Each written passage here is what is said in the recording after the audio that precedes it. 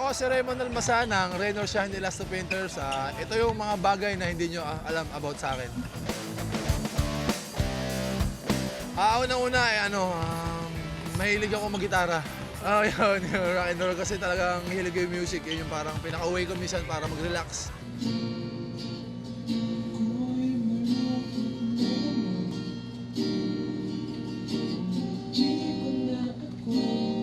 Mahilig ako sa mga OPM, mga Pinoy yun, mga Pinoy song. Pangalawa yun, mahilig ako mag-Dota. Talaga, Dota 2, mahilig ako maglaro nun. So, add nyo ako. Nakalaro ko si Japet at si Junmar nung during nung Gilas.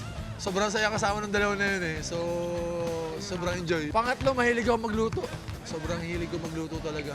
Iba yung adobo ko kasi, adobong baboy ko yung tuyo. Tapos, sinigang na hipon. Marami pang iba. Yung wife ko, yun, mahilig siya sa yung paborito niya yung adobong tuyo ko. Kasi kakaiba talaga yung adobo ko eh. Oo, promise, kakaiba yung adobo ko. Next time, I'm gonna bring it here. So, para matikman nyo. Ayun, yung last, mahilig ako mamingwit nung high school ako. Minsan bulate. Tapos minsan tinapay. So, yun, hinuhuli ko mga tilapia, bangus. Kung ano mahuli. Minsan, pag gano'n mo, tansan. Kaya, lahat ng sardinas. Ako, si Raymond Almasa ng Rain or Shine Elasto Painters. Ngayon, alam nyo na. Yun, alam na namin.